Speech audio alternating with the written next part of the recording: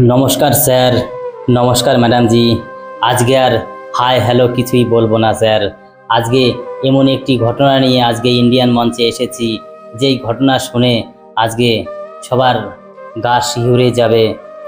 খুব কষ্টজনক, খুব দুঃখজনক একটি ঘটনা, যেই ঘটনা সারা বিশ্ব, সারা পৃথিবীর কারো অজানা নেই, সবার চোখেই জল এই ঘটনার। সর্দার বল্লভভাই প্যাটেল বিমানবন্দর থেকে লন্ডন যাওয়ার এক বিমান খুব মর্মান্তিকভাবে এক দুর্ঘটনার কবলে পড়ে।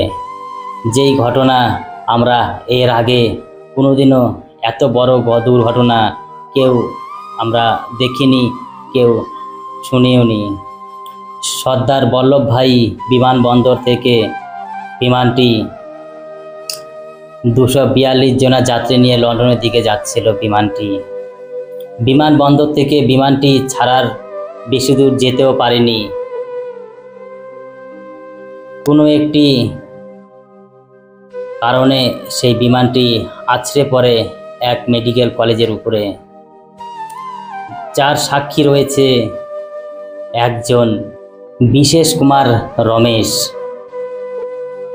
তার চোখের সামনে ঘটে যাওয়া এই করুণ কাহিনী, তার চোখের সামনে ঘটে যাওয়া এত বড় একটি দুর্ঘটনা। 242 জনার যাত্রীর ভিতরে সে বিশেষ কুমার রমেশ এক যাত্রী ছিলেন। সে একজন ভারতীয় নাগরিক। তার সিট নাম্বার ছিল 11A। এই পর্যন্ত তার বয়ান থেকে পাওয়া গেছে যে বিমানবন্দর থেকে বিমানটি যে সময় লন্ডনের পথে যাচ্ছিল, হঠাৎই আকাশে এক পাখির সঙ্গে ধাক্কা খায়। ধাক্কা খেয়ে বিমানটি নিয়ন্ত্রণ হারিয়ে এক মেডিকেল কলেজের উপরে আছড়ে পড়ে। বিমানটি আকাশে উড়ার 30 সেকেন্ডের ভিতরেই ঘটে যায় এক দুর্ঘটনা।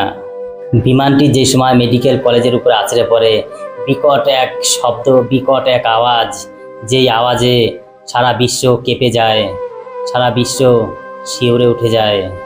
এই আওয়াজে, যে আওয়াজে 242 জনের ভিতরে 241 জনের প্রাণ হারিয়েছে।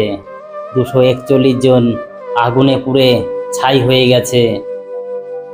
যেই সাক্ষী রয়েছে সেই একটাই প্রাণ, সে বিশেষ কুমার রমেশ। তার চোখের সামনে এত বড় একটি দুর্ঘটনা হয়তো সে যতদিন বাঁচবে ততদিন সে ভুলতে পারবে না। এই ঘটনার সাক্ষী সেই একটাই মানুষ। এই পর্যন্ত জানা গেছে যে বিমানটি যে সময় মেডিকেল কলেজের উপরে আছড়ে পড়ে, সেই সময় বিশেষ কুমার রমেশ যেই জায়গায় বসেছিলেন তার সাইডেই এমার্জেন্সি জানলা ভেঙে যায়। ভেঙে যাওয়াতে সেই জানলা দিয়ে সে ঝাঁপিয়ে পড়ে। তার সাইডে তার ভাই ছিলেন। তার ভাই বেরোনোর জন্য অনেক চেষ্টা করেছে, বেরোতে পারেনি। এই ঘটনা স্যার ইতিহাস হয়ে থাকবে। এই ঘটনা ভোলার ঘটনা নয়। এতগুলো জীবন একসঙ্গে চলে যাবে আমরা কেউই ভাবতে পারিনি। খালি বিমানে থাকা যাত্রীদেরই প্রাণ যায়নি, যেই মেডিকেল কলেজের উপরে আছড়ে পড়েছিল সেই মেডিকেল কলেজের শ্রমিকদেরও অনেকের জীবন চলে গেছে। শ্রমিকরা সেই মুহূর্তে খাবার খাচ্ছিলেন, সেই খাবারের প্লেট রেখে যে যার মতো প্রাণ বাঁচায়। হয়তো কেউ বেঁচেছে, কেউ এই পৃথিবী থেকে চলে গেছে। কত মায়ের বুক খালি হয়ে গেছে, কত সংসার থেকে তার সন্তান চলে গেছে, কারো বাবা চলে গেছে, কারো স্বামী চলে গেছে, কারো ভালোবাসা চলে গেছে। এত বড় একটা ঘটনা ভোলার নয়। বিমানটি যে এরকম হবে বিশেষ কুমার রমেশ আগে থাকতেই জানতে পেরেছিলেন। কারণ আকাশে যে সময় বিমানটি উড়ে যায়, হঠাৎ করেই কোনো একটির সঙ্গে জোরসে ধাক্কা খায়। সেই ধাক্কা খেয়ে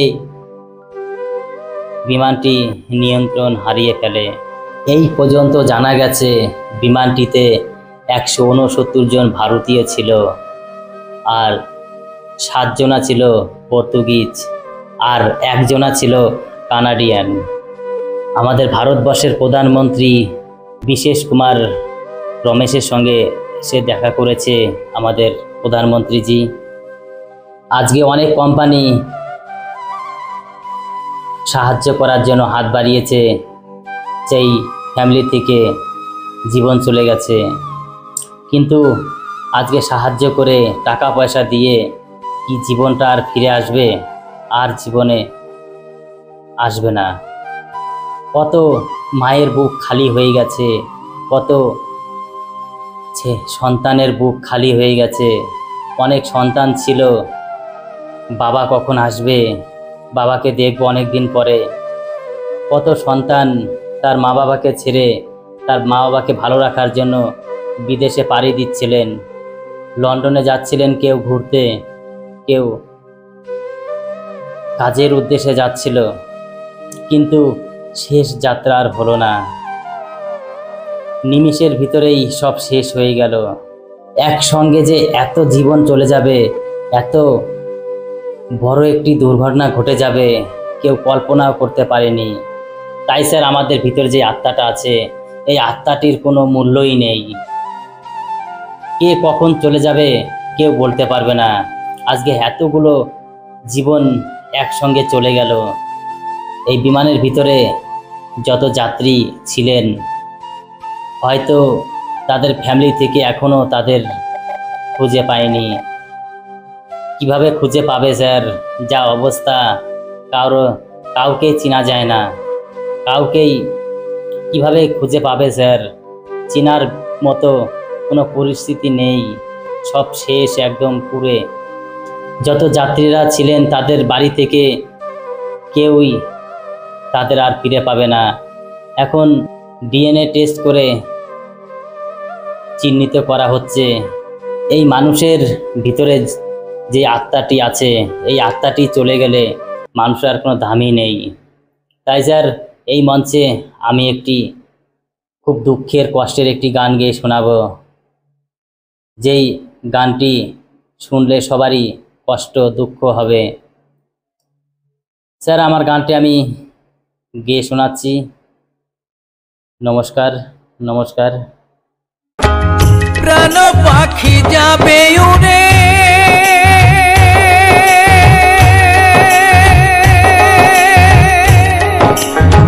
সোনার খাঁচা ফেলে চলে যাব জন্মের মতো, দেখবো না চোখ মেলে। চলে যাব জন্মের মতো, দেখবো না চোখ মেলে। প্রাণ পাখি যাবে উড়ে,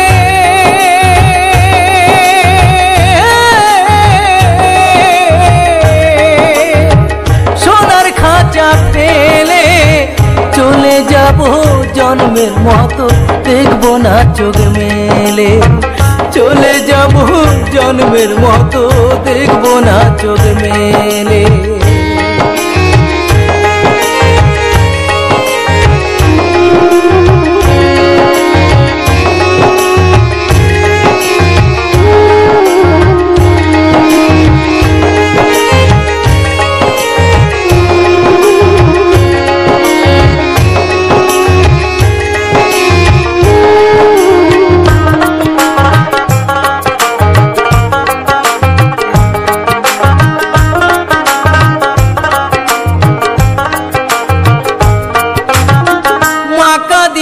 বাবা বাছা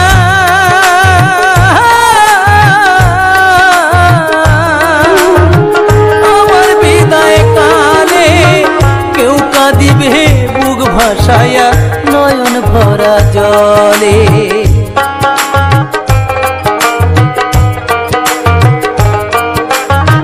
মা কাঁদিবে বাবা বাছা আমার বিদায় কালে, কেউ কাঁদিবে বুক ভাসায়া নয়ন ভরা জলে। অঙ্গে দিও না মা বলি মালা মালা দিও যে গলে অঙ্গে দিও না মা বলি মালা দিও যে গলে দুই চোখে তুলসী পাতা আর চন্দন কপালে দুই চোখে তুলসী পাতা আর চন্দন কপালে প্রাণ পাখি যাবে উড়ে সোনার খাঁচা ফেলে চলে যাব জন্মের মতো দেখব না চোখ মেলে চলে যাব জন্মের মতো দেখব না চোখ মেলে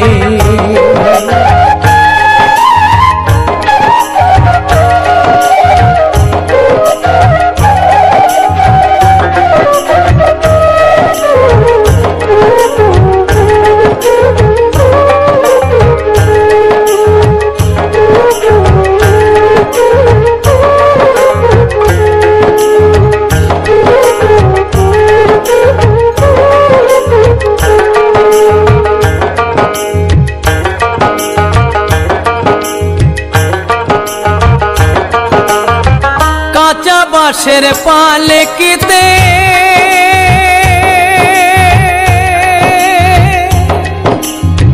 দেবে যখন তুলে সবাই মিলে হরিধ্বনি দিও কর্ণমূলে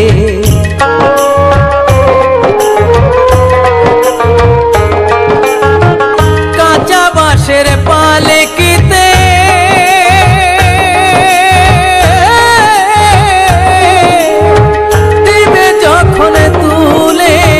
সবাই মিলে হরিধ্বনি দিও কর্ণমূলে ভালো করে সাজায় আমার শেষ বিয়ার কালে ভালো করে সাজায় আমার শেষ বিয়ার কালে ঠাকুর দাসের এই নিবেদন যাই তোমাদের বলে ঠাকুর দাসের এই নিবেদন যাই তোমাদের বলে প্রাণ পাখি যাবে উড়ে সোনার খাঁচা ফেলে চলে যাব জন্মের মতো দেখব না চোখ মেলে চলে যাব জন্মের মতো দেখব না চোখ মেলে চলে যাব জন্মের মতো দেখব না চোখ মেলে চলে যাব জন্মের মতো দেখব না চোখ মেলে চলে যাব জন্মের মতো দেখব না চোখ মেলে।